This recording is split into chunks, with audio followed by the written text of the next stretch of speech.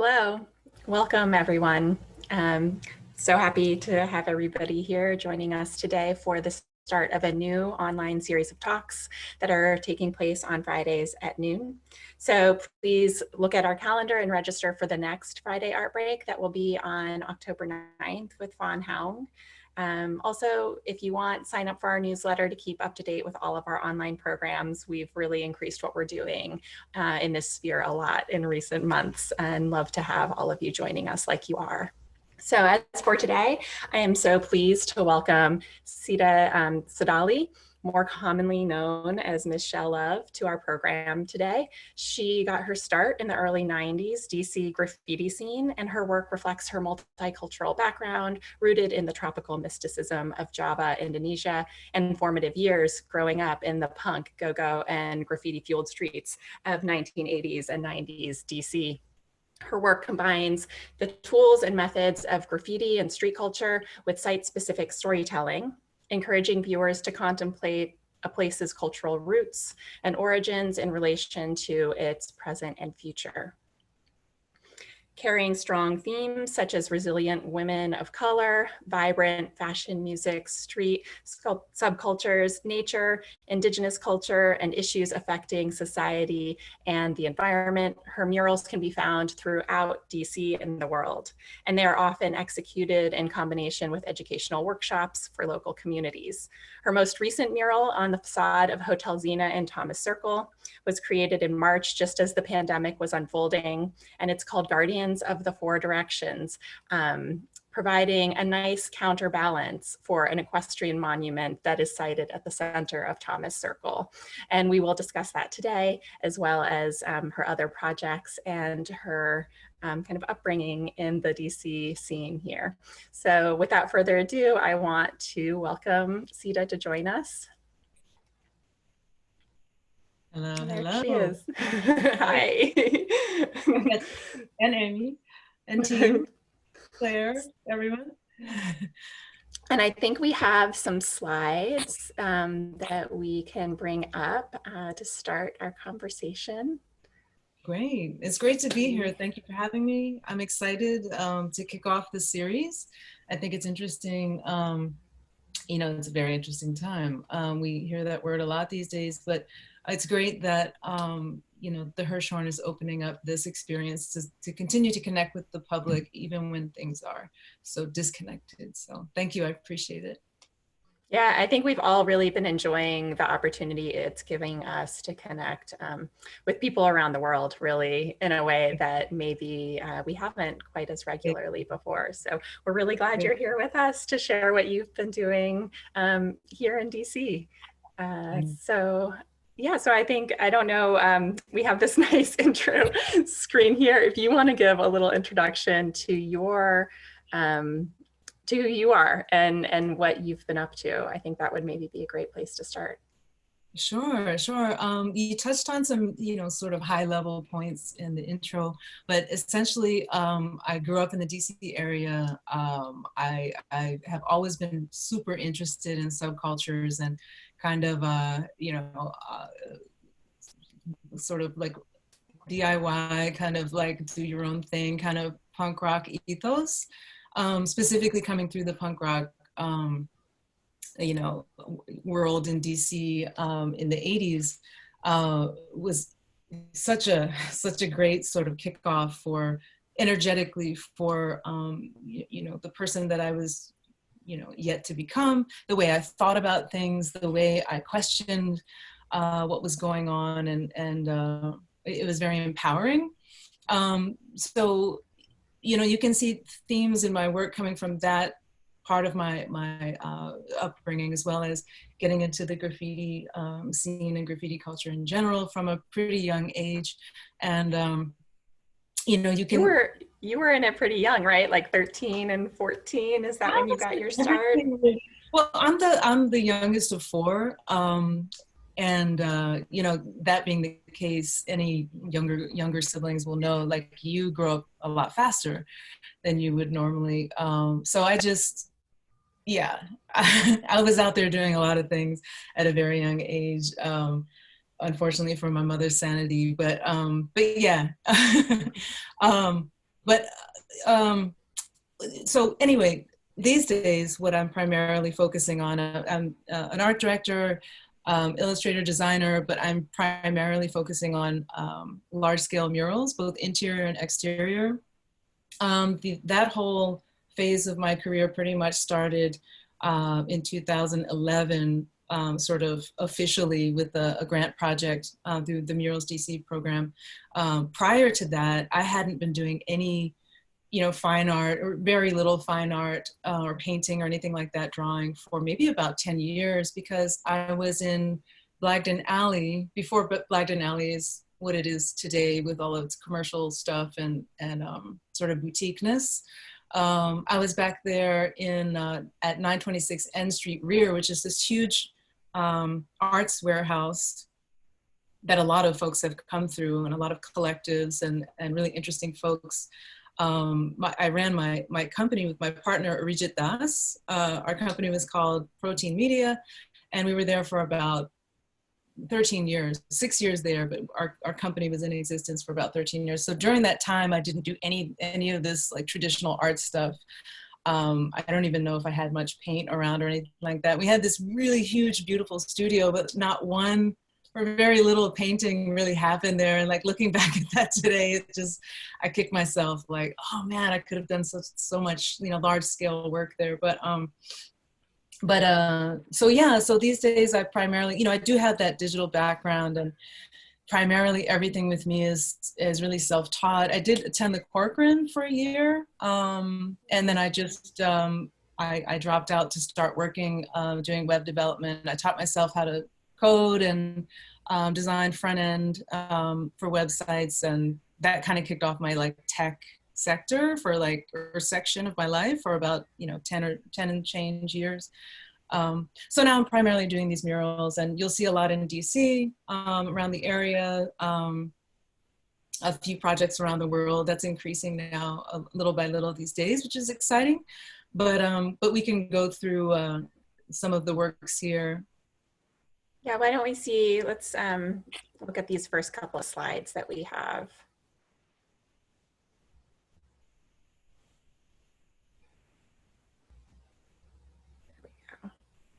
That's a piece in Virginia at a restaurant called Palette 22. And it's just a nice lead-in photo.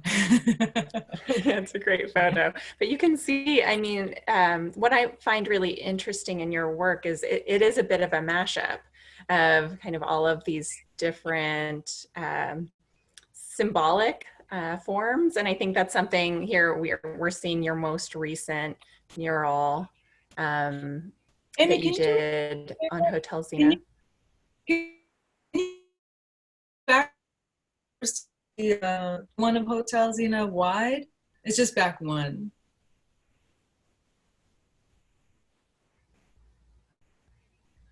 I'm sure they're trying to figure out how to stop the slides from moving on their own. But yeah, I mean, this is actually a nice shot here as well, where you can see these are really monumental. Yeah, and it's, the thing about it is, it's, with murals, the amount of distance in front of a mural makes all the difference. And there's just such a wide open space. And, the circle here is, at the intersection of, 14th Street, Mass Avenue, Vermont. I think Vermont goes through there too. But yeah, it's a really popular sort of cross section in the city, and the name actually comes from in Native cultures, the four directions. And when looking at the the symbol for the four directions, the wheel with the four different colors, it kind of resembles the footprint of the circle itself. So when the ask from Hotel Zena was to create two powerful women, two figures, I immediately just, I spent some time down there, but when I saw that, I just thought, this is a big throughway. We have all these different directions. You have downtown over here, we have uptown over here, or midtown. So anyway, that thread just became really apparent. And tying that together with, women of color, which is a theme I like to center my work around. just thinking of how I can work with this unusual architectural surface as well, because it's essentially like looking through slats of a fence.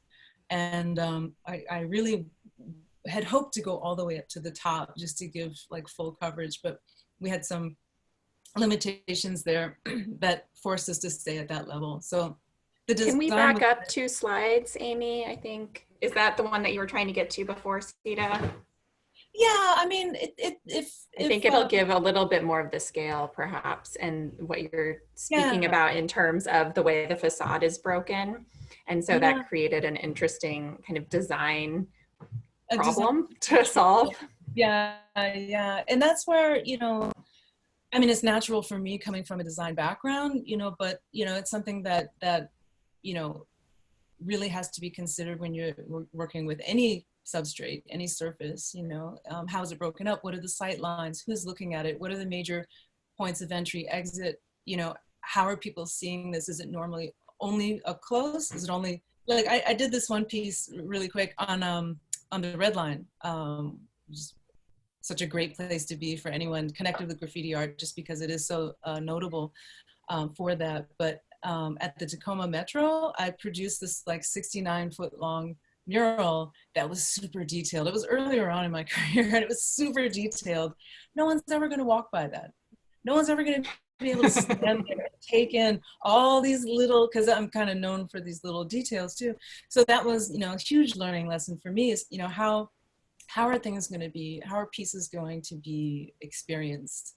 And that is the first thing that you need to talk about before anything else or consider. So anyway, that's just an example of how that can become very important. But this one's really, I mean, I'm so fortunate to have been brought onto this project. I have to give a shout out to Jason Bowers, who was curating part of the art for the hotel and this rebrand, formerly the Donovan Hotel. You know, I believe mostly women artists were hired to outfit the hotel with murals and paintings and sculpture, and it's a pretty dynamic collection in there. So once it finally does open, you know, everyone will get to go in and see. But what was I gonna say? When it's interesting, this piece photographs differently from so many different vantage points, but when you go there and see it, it's really weird. It's like you have to go there in person. It really has. Yeah, I have been running by it in the morning.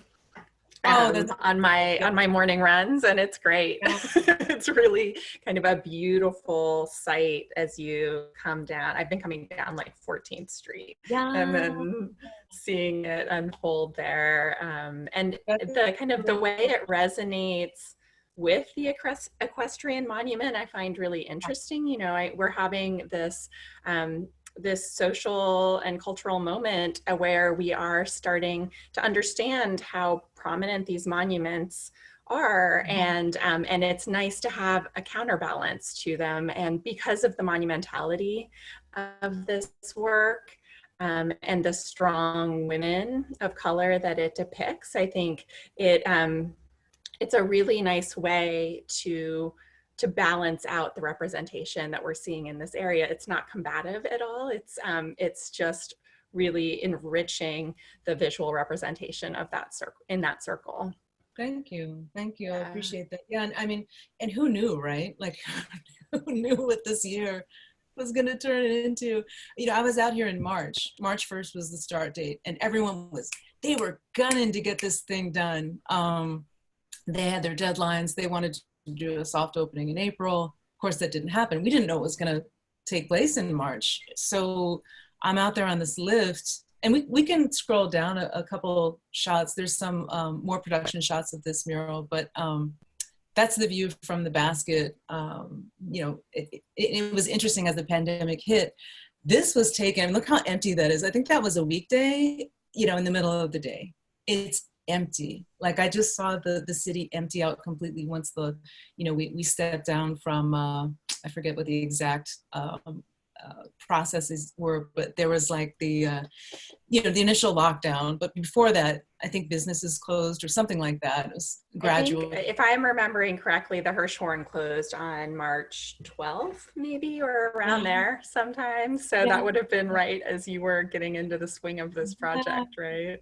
Yeah, and so it, you know, I began to see, you know, the workers weren't going to work and the people weren't walking around, and everyone was just sort of scared and I guess really just inside their houses or something. And then people were just dragging their monitors across the circle and their office chairs because they were just like, I guess I'm gonna work from home, but I want all my stuff from work. So there was that kind of mode. And then as the month, because it was a full month of production, there were some issues, you know, I guess structural issues with the contract where it could only be me in the basket. Originally, I needed, you know, I was going to hire an assistant to help, you know, push it along a little quicker, but it ended up just being me at the same time. So it extended a little longer than it was planned on. But and remind me of the scale of this. I mean, I think it bears to actually talk about a single person accomplishing a mural all on their own. Yeah,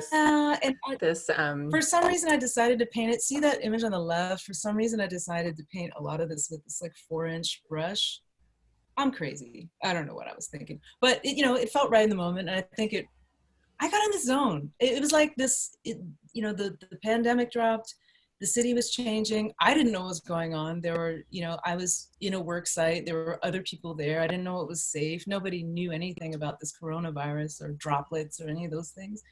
No one could even get masks. You know, it's like, who has those masks just laying around? Now everyone has like a million. But yeah, and then towards the end, it was the phase where people were starting to go stir crazy. So they would just go out for walks. And you would see people just like trying to like get out of their house, you know, they got their dog, and you know, so it's this interesting sort of change coming across the city. Meanwhile, these women are coming to life, and you know, I'm here alone to just like focus on this task and bring this thing to life, and you know, just keep going. So I literally had a bird's eye view on the city changing. It was really, I don't know if I could ever have an experience like that again. It was intensely beautiful. Can you talk a little about the process for developing something like this? Like, are these, how do you start with the drafting of this? Are these live models that you work with, or how do you design these women to begin with? And is that something you do in the computer, or is it something you do freehand? Yeah. So basically, like I really want to see the site first, if possible. Sometimes it's not possible. You have to use photographs and Google Street View and stuff like that, just to understand what's going on, what's around that location. But after that, of course, it's, you know, who are you painting this for? Do they have any interest in it, or is it just your vision? I always like to try to reflect the community and neighborhood. In this case, I felt like there was a little out of balance, so I wasn't really reflecting the community here, but more providing a counterbalance, much like what you were describing earlier. And then everything is, you know, happens digitally in Photoshop. If I plan to use the image later, I'll try to pay attention to, you know, resolution and things like that and try to make it very tight. But largely these are references. And then the final piece is like sort of the beauty shot that gets used for whatever. Occasionally I will do the reverse though, where I'll make like a really tight, perfect illustration that's just, you know, placed onto the wall, but then that gets taken and, you know, I do other things with it, printing and making like, you know, lower price merchandise and things like that. But yeah, generally I'll use models. I've been trying to use more people that I know, just to elevate people from the city. Jamila Okubo was one. You'll see her later in the presentation, but she's one really good friend that's an amazing artist and just an amazing human.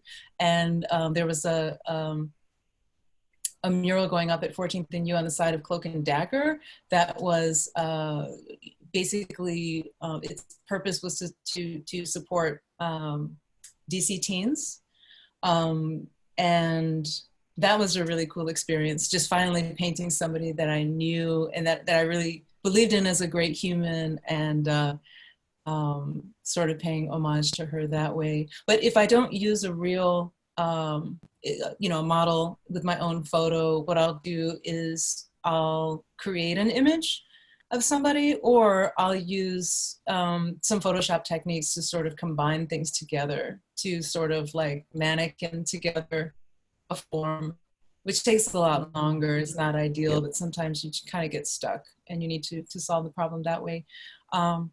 But yeah, and then it's just, you get it up on the wall after that. A lot of that is just, it's just like the term, indicates, is a reference. So you're there to adapt to what's happening and what's happening with the surface and what's happening with the light, and change things as necessary. So yeah.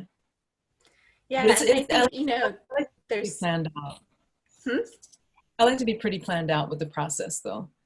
Yeah, it seems like it. And there's something about murals that carry such a strong message, right? They have such a loud presence in a city space. And so the use of symbolism and, iconography that's legible becomes very powerful in murals. I'm thinking too, maybe we can look at the mural that you did for Unity Healthcare. I think we might have slides of that one next. Yeah, those are the 2 slides for Unity. Yeah, I mean, they're just an amazing organization. I mean, this was a Murals DC assignment. Essentially, you get assigned a wall, and you don't really know what you're going to get every year. So I was really pleased to be working with this organization. They started out providing healthcare for the homeless and incarcerated, and they're like 33 years old as an entity, and they've expanded to, oh God, I think it's definitely more than 20 locations all across the city in all wards. And I just really believe in what they do. And the focus of this piece was to provide, essentially people are coming here because they need to heal or get better or maintain their health. And it's just a message about everybody being welcome here. This is, the city's demographics are changing, and what I like to do, it's really site specific, and I'm doing most of my work here, and this is a big theme. It's a major theme for the city, so I feel like it's my duty to represent the people that are being forced out. So that's why I approached this wall this way. This is in Columbia Heights on 14th and Irving, right next to the Columbia Heights Metro stop. It's a very busy area. It's a lively area, and it's got so much flavor. And I was just like, how can I reflect all of this flavor, appropriately? And so I went deep into the color, and it's a sense of hope. And there's You're Welcome is sort of stitched into this the elders, the woman in the top, into her head wrap in 5 different languages: Spanish, French, Vietnamese, Swahili, Amharic, and I'm blanking on the other one. And I can't see it, so I don't remember. But anyway, it's meant to have a message of unity, and especially in times with the immigration issues and everything that's going on there, and patients being fearful for coming into the clinic because they don't know if there's going to be ICE there, or are they going to get out of there, or that is it going to raise some sort of flag. So it's a really serious issue, and I'm hoping that this will at least make people feel a little bit more lifted as they see it. Yeah, I don't see how it's possible that it wouldn't. I think it's sending a very strong message to that whole community that is very necessary right now.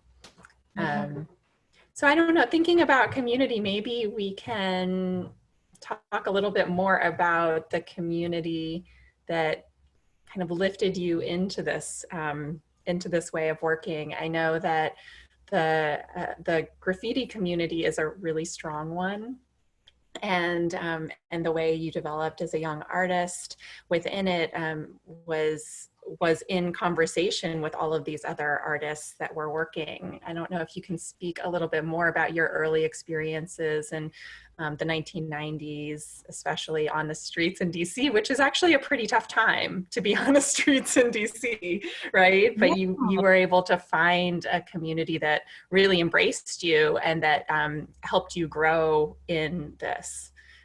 So I think it would be great to hear a little bit more about that, since many of us don't know very much. We aren't on the inside of this community the way you are. Sure. Yeah. I mean, I miss those days. So I don't know. Some people say nostalgia is a hindrance, but like, man, those days. It's, you know, I mean, I think people can echo the same thing. People in Berlin, people in New York, you know, when a city is raw and rough, like there's just so much juice that comes out of that experience, you know, and so much, so much is kicked off in an environment like that. You know, one thing I can say about the graffiti community is, you know, people that were into the community back then are still into it now. You know, when everyone gets together, you know, it's an amazing feeling to know that people haven't dropped this ball. Like people still have their black books, which, you know, the sketchbooks where you practice, you know, and where you trade. Well, in black books, that was a way that you learned, right? Those are in some ways educational tools, right? I don't know if you want to speak a little to that. Yeah. But So, you know, it's a system like anything else of elders and, you know, newer folks that are coming into the culture. And, you know, the culture is very much about, you know, the practice of learning these, you know, letter forms and style and how things fit together. And it's a serious education, and folks are very dedicated to it. And I mean, they're just out there drawing all the time. A friend of mine who goes by the name, well, Ernesto, he's just, I remember meeting him when he was a teenager, and he was just constantly just drawing on his jeans, like just practicing, you know, it's like anything you could work on. But no, it's a very serious culture with sort of stringent practices and rules. And I find that refreshing, even nowadays, you know, with everything going on and, you know, mural making becoming much more of a popular thing. And I don't know, it just, there's so much to speak on with that. I could really talk forever, but no. I mean, were there specific moments for you when you really felt like you had found something there that you cherished? Like, what was that moment where you kind of came alive and said, oh yeah, I want to spend my time doing this? Yeah, I think it's, you know, first impressions. Like I was talking about this, you know, anti-drug pamphlet that was in the counselor's office at my high school. And it was like this elongated booklet that had all of these burners in there, all these graffiti pieces by Zephyr from New York. And it was the first time I had seen graffiti, and my jaw just dropped. I was just like, what is this? And it just, from that moment on, I really had to understand it. And when I was at that age where that was the thing that I latched onto, I guess it could be anything for anyone, but just, you know, diving into the culture from that entry point and getting more into, you know, understanding the systems and the rules and the practices and the community, and meeting people from New York that, you know, were living here.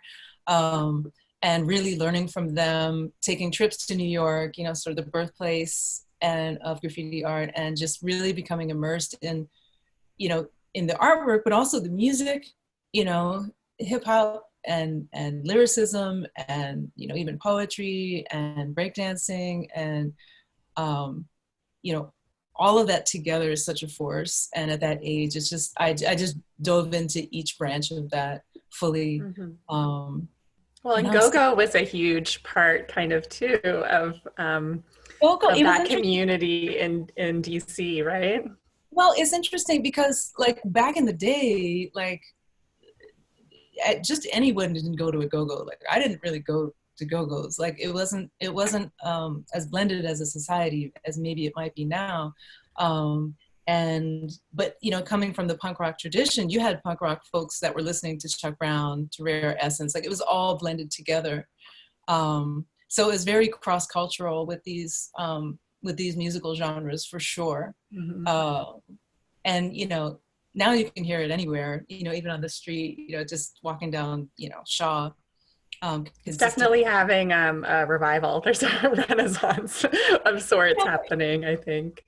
yeah. I mean, I don't think it ever went anywhere, but just, you know, there's new people here and they're Mhm. experiencing it for the first time. So I think it's just sort of like this wave of discovery that's just sort of like, it's always refreshing for everyone to just sort of like see that happen, I guess, or to see people experiencing DC and what DC really means. And I think it's important that we, you know, I'm glad that Metro PCS is still there. And I'm glad that Don't Mute DC happened and people were aware, and, you know, these really important cultural, you know,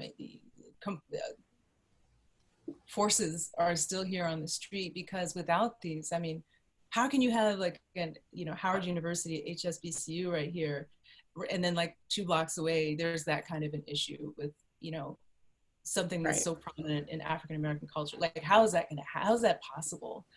Yeah. So I'm really heartened that like that the music is still That there. people stepped up and stood up for Yeah, for that culture. Yeah. I mean, as we can see today, like, you know, nothing's going to happen unless we take it. And we can see Mhm. that this year is exactly what this year is all about. When we got Yeah. so upset with George Floyd and all the police brutality that continues and has happened, it's been happening forever. But when that straw broke the camel's back, I haven't been alive that long. I live with a lady that's 75, and she's, you know, she's seen some things, and it's great to hear, you know, her experiences about the civil rights movement, and you know, her being in San Francisco and just everything that she's been through and how activated she still is now. But I had never witnessed anything like that, you know, in my lifetime. And then we have the pandemic on top of that, but so powerful to see people really taking control en masse. And that's what needs to happen, you know, going forward, no matter what. So, Yeah, when it's you, interesting to me to think about the transitions you've been through. Like, I mean, you think Zephyr was part of an early wave of graffiti artists who actually moved into galleries and exactly. commercial work in a different way in New York, right? And Keith Haring was a part of that too, and Jean-Michel Basquiat. But then you were also in the DC arts community, so you're influenced by that New York, by what's happening in New York. But you're also in the DC arts community where you have graffiti artists like Cool Disco Dan, right, who are probably kind of at their prime Yeah. when you're just kind of entering this, who of course was very linked to the go-go communities too, in a way, you know, but really kind of showing that DC was doing, that had its own kind of separate subculture going, but then kind of Oh, yeah. speeding forward to this current moment. This has been, it's been a really interesting year for murals too, I think. I think in the Oh, wake yeah. of George Floyd especially, we've seen this city transformed with Yeah. murals, which has been really wonderful, right? And you were a part of that too. I mean, you did a mural for And Pizza, right? They hired you to do one they commissioned one in response to Black Lives Matter that I think Amy's looking Yeah. for right now. There you go. There you go. DC stands united against hate, which is a really powerful message. Um, Right. yeah. No, I mean, you know, that whole wave was really cool for me to see, because you had people out there painting murals that I don't think, you know, a lot of folks, it was their first time, you know, and it's seeing that like expression from just a wide range of folks was so raw and real and beautiful. And to see the, you know, the public coming out and interacting with it, and really you know, becoming, you know, this sort of backbone for this force and this emotion, this energy that was building, and the fact that that was possible in such like highly commercial tracts of the city. It's this perfect storm, you know. It's like we're never really going to see that again. There are never going to be this many campuses. It's so Mhm. wild. But yeah, so, you know, and they're still up, you know, they're still up in a lot of different places. And and I'm hoping, you know, I feel like there's always this sort of tentative sort of feeling about murals. You know, when they're first coming into a community, everyone wants to be really careful about, oh, you know, like, what are we saying and who are we portraying? And we have to touch on history, and it's because it's like what you were saying, that it's such a prominent visual, right? You, as a muralist, you really do have a high level of responsibility with this opportunity. Where do you want to take it? It's every designer or creative's not conundrum, but their question. They sit down to an empty canvas. What is it going to be? It could be anything. So do you want to take more of a broader tack, like I tend to do with my work, where it's more about introspection, it's more about love, but not having very strong boundaries and understanding exactly what you need and what you want. But you're appealing more to the emotion, is I feel like what I try to do with my work. And make you think a little bit, and solve a visual problem in an interesting way. When you have these two vertical doors, obviously that's a opportunity for a message. This is going to be seen from the street. How could you create something that has you can easily read it in an instant? You walk up to it, you check it out, you see all the quotes. She was my friend. Breonna Taylor was my friend. She's not just a name. She had friends, she had a community. Like, how do they feel about all this?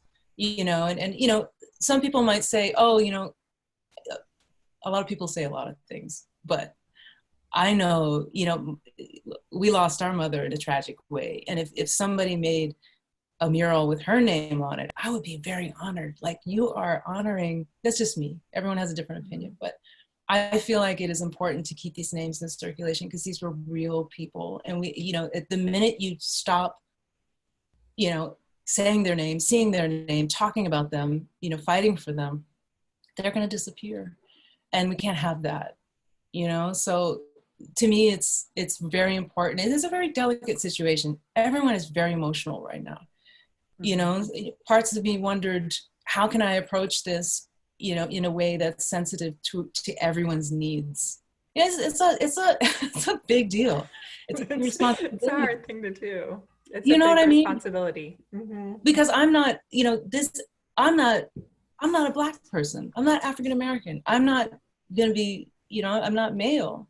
I'm not gonna, I don't leave the house and wonder if I'm gonna die. I'm privileged in that way. So do I have a right to even speak on this? It's a good question. It's a great question for all the artists out here right now. Like, who are we supporting and how are we helping and not hurting? And I want to be very careful. I still don't understand exactly, the best way to navigate that, but I'm here to learn, and we're all learning. Talk about it, because these conversations are very critical. But I'm hoping this did justice to what's going on, and was a good message for the city. And Pizza is a very conscious company, so I felt really good about working with them. It's just a week pace, so it's a graphic, so it went up pretty quickly. I think it's a little sad right now, because it's been a while, so we might do a reprint and reinstall perhaps, but we'll see what happens with that. But well, I mean, that's also the interesting thing about the work that you do. You've spoken to me a bit before about the vulnerability of the works that you put out there. I mean, you are working so much in the public realm, so your works are vulnerable to other people painting over them, to new construction, to kind of fading from wear and tear from weather. How is that something you kind of come to terms with as an artist and deal with in regard to this work that you are putting so much of yourself into? It's interesting, because if you come from like a graffiti or a street mentality, it's like, I'm putting this up and it could be gone tomorrow, and that's fine by me, that ephemeral quality, that everyone likes to talk about. But like, when you're spending like 4 weeks on something, it's not really the same thing, you know what I mean? You have more of an investment in it. And it's interesting, because these works, especially this one, this is the first commission one that I got, that I received in 2011, the first project. And this one's in Adams Morgan. In Adams Morgan, Champlain and Calorama, right by the Marie Reed Aquatic Center and elementary school. And it's actually designed for the elementary school across the street, because their playground is right there. So that's the main audience that I was thinking about, and what they could see every day and not get tired of seeing. So that's where I came up with this concept, and it has a message inside that's sort of buried. It says, every day I see something new. So hopefully at some point someone will get that and it'll be the light bulb that comes on, but in an interesting visual sort of puzzle that this is. But each element, this actually took a long time to design, just fitting the forms together. But if anyone's ever worked with this concept, it's an interesting practice. I've done a couple other ones since, but for painting commissions. I did one on New York City hip hop culture. It was really fun, creating all these different little icons and characters and stuff. But each of these things actually, each of these elements refer to a specific part of DC culture, Adams Morgan culture specifically, bleeding out a little bit into things like 12-inch dance records, which used to be in DuPont Circle, but, around music, around, our ethnic populations, Ethiopian, El Salvador, folks at Malcolm X Park, a lot of things are Chuck Brown, of course. This was before he passed away, but anyway, yeah, what I was saying is, it's interesting, this notion of permanence, because the pieces become very endeared to the community. Like, people really become attached to the work. And, you can see that in the way they interact with it. There's been so many weddings at this, this mural. I never thought that would happen, but it's great to see what happens to this. It's like planting seeds, right? Like, you go to a wall, you come up with a concept, you paint it, and you walk away, and you don't know what's going to happen. Most of the stuff that happens there, you never see, but you're just planting this seed, and this tree is growing, and it's bearing all kinds of fruits. I mean, all the kids that maybe see the work and get inspired. And I know I'll never forget the murals I saw as a kid growing up. There weren't many. There were like 2 that I can recall. But yeah, it sort of spawns a life of its own. And I think that's one of the greatest parts of doing this work.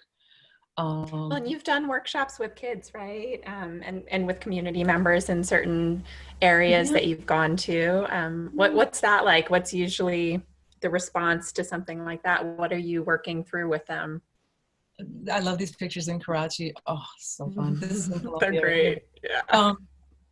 No, I mean, God, it's so amazing. Like, I wake up just happy to be here, and just feeling grateful just already. So to have opportunities like this are truly amazing. I don't speak Spanish. I speak like maybe a few phrases, and this is in Colombia, and it's about making it work. You just got to work with the kids somehow, figure it out. But I mean, giving them the power to actually paint on the wall. I mean, for kids, that must, exactly. Yeah, not alone, right? Must be kind of earth-shattering. Especially like some cultures, like in Pakistan, like it's, the mural culture is not maybe what it might be in other places, and it's certainly not for women. So for like these women to like really get in there, we were doing these wheat paste workshops with them in Karachi, and it was just, it's always just super empowering to see, the kids, the youth. Even I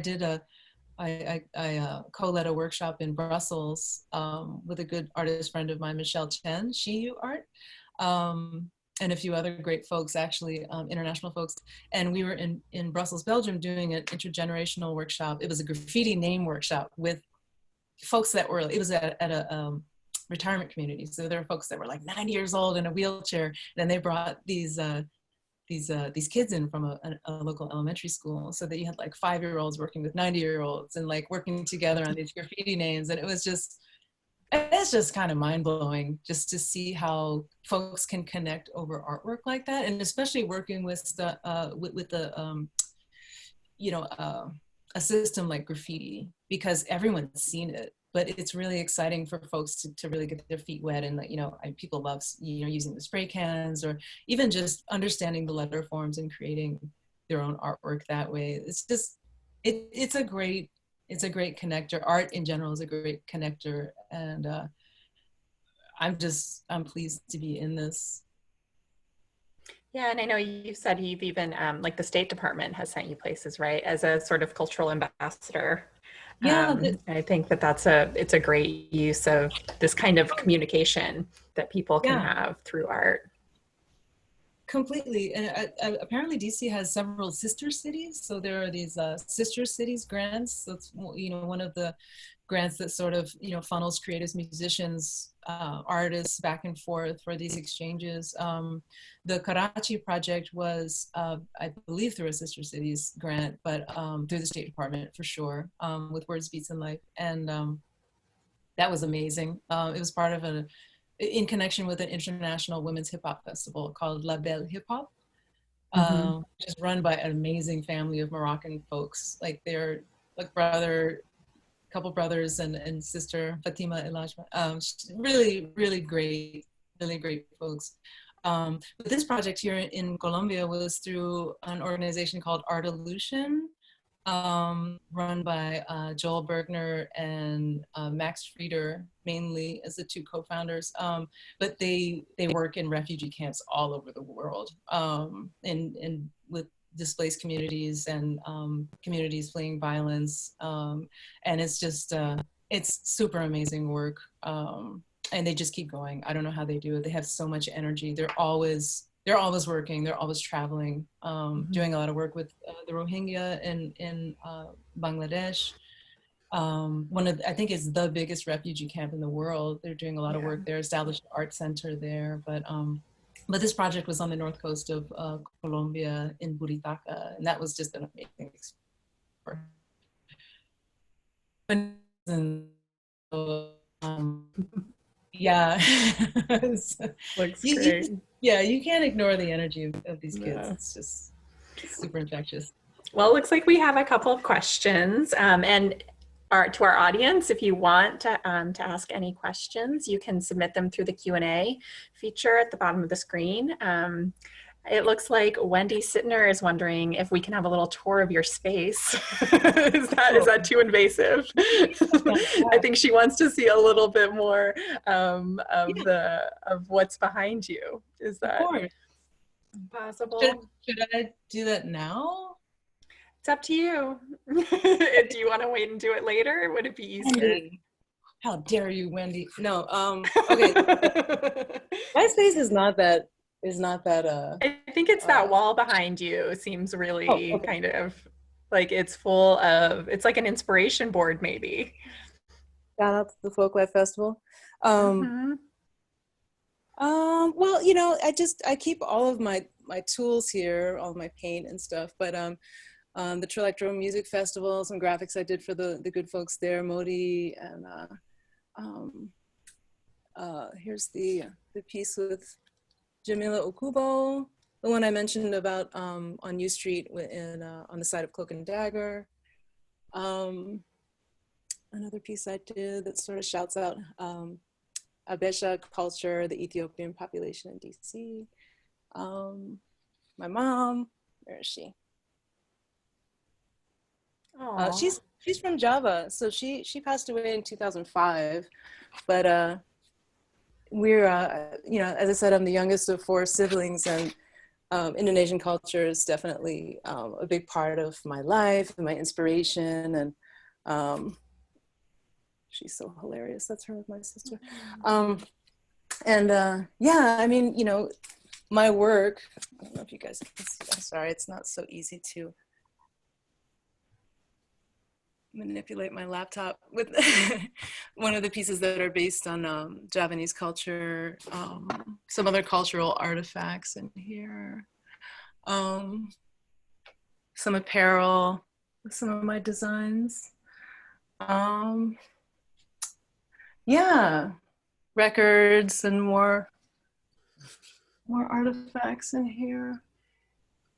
Those are great. More of my. I mean, the making of space to work in is so crucial, right? To setting the right mood and setting, kind of feeding yourself in the way you need to be fed. It looks like we have a question from Zach about how much time every day you devote to sketching and drawing, specifically for mural designs and planning. Well, Zach, Let let me tell you, I'm really bad at sketching. Like, I need to get a lot better. I did a workshop for the Chinatown Art Studio with my friend Shani Shi. This is like a postcard. So it was a postcard for her students, who I believe are mostly Chinese. But they're all working from home right now and they can't meet in Chinatown anymore. So we did this postcard workshop, and the reason why I bring it up is because this is the first time I did like a sketch or like a little workout in a while. So I don't sketch that often, but I should more. Betsy, you froze. I don't know if I'm frozen, but hopefully I'm not. Hopefully I'm still here. It seems we may have lost Betsy for a moment. So maybe. Oh, okay.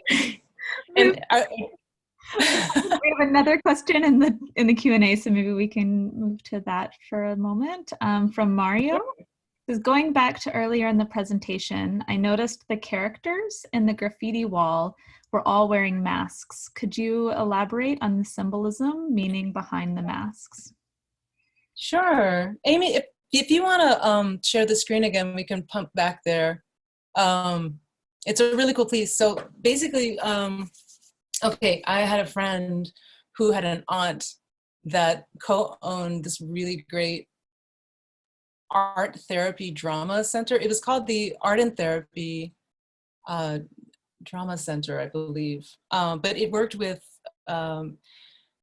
DC residents who are developmentally challenged as a sort of creative therapy space. And it was amazing. It's where Stable is right now, Stable Art Studios. But if you've been there, you know how big Stable is. It was this huge warehouse with all these different rooms. The music room. They had a traditional no theater there. Mind blowing. At that time, it was the only no theater, NOH, on the East Coast, or maybe even in the United States. And it was just hidden in Eckington, in this warehouse. And they would use traditional no theater as a therapeutic modality with these patients. And these, you had these patients like donning these amazing costumes, this gold and these masks, these ornate masks, and they're up there like learning these theatrical plays. It's just amazing. So kind of understanding that space being there, I went about my business, and 15 years later, I get this commission to paint the wall around the corner. So I was like, oh man, I have to reference this. So what this is along the Metropolitan Branch Trail bike path, which runs north and south through the middle of the city along the CSX and Amtrak and Red Line Metro.